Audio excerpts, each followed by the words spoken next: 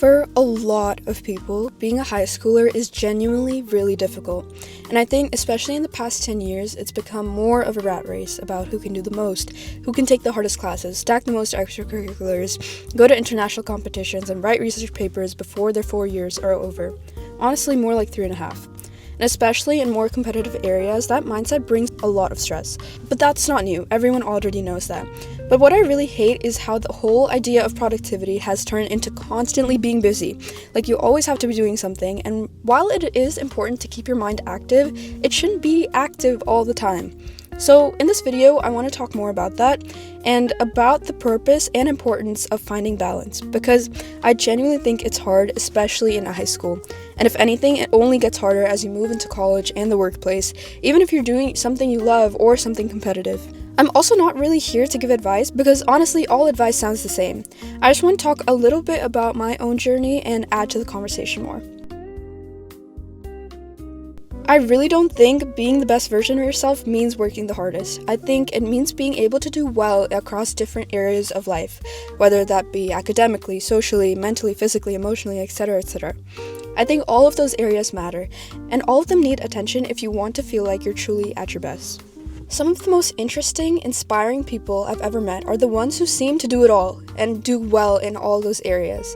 Every time I meet someone like that, I'm genuinely amazed. I'm like, how are you getting straight A's, staying fit, eating well, sleeping properly, and still having time for friends and a life?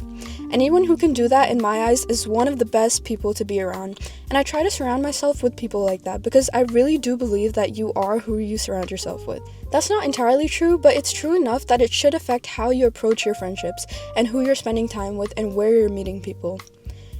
But I also think that idea should turn inward. You should want to be that person as well, someone other people feel inspired by, even if it's just your friends. People don't realize how much we affect each other subconsciously. A lot of my closest friendships are with people who feel at peace with themselves, who are confident, ambitious, and always trying to grow. And without a doubt, the foundation of getting to that place is balance.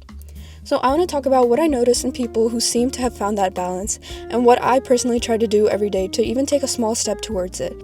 Layer 1, yourself.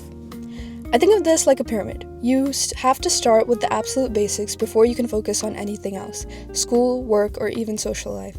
You need to be okay with yourself first, and for me that comes down to simple things: getting enough sleep, eating well, and being emotionally okay.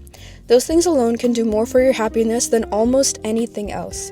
And if you don't have those, you can only go so far in whatever else you're trying to achieve. You can be the best student in the world, get straight A's, do everything right, but if you're running on 2 or even 5 hours of sleep every night, it will catch up to you. That's just the reality. When you focus on these basics, the rest of your journey becomes so much easier. If taking care of your body and mind becomes second nature, you'll honestly go farther than the people who just ignore those things, even if it takes weeks, months, or longer to build those habits. In my opinion, this is the most important place to start, and it's also what my parents have been telling me for years, especially as school's gotten more intense. There's always something to do: studying, practices, social plans, commitments, but the one thing they've always told me is to prioritize myself first, because if you don't have that, nothing else really works. Layer 2, direction.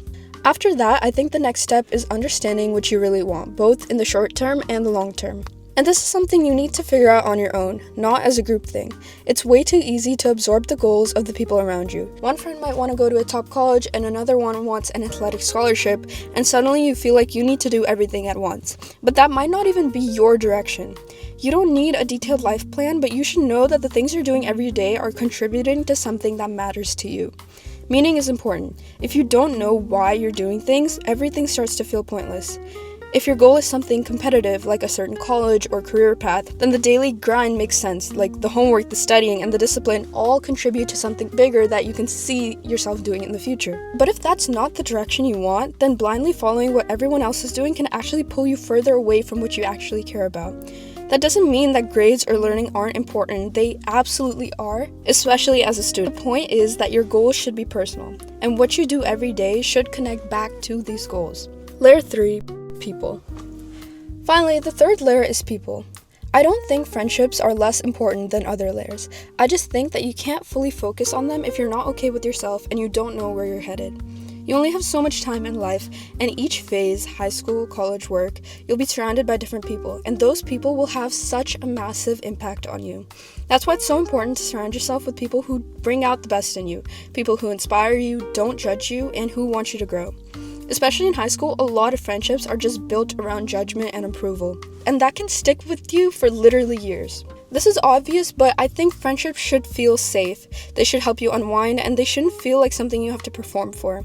And you'll usually know when you're with the right people. Your intuition is stronger than you think. If you constantly feel tense or pressured around someone, that's probably not the right environment. And that doesn't mean cutting people off immediately as soon as they do something wrong as well.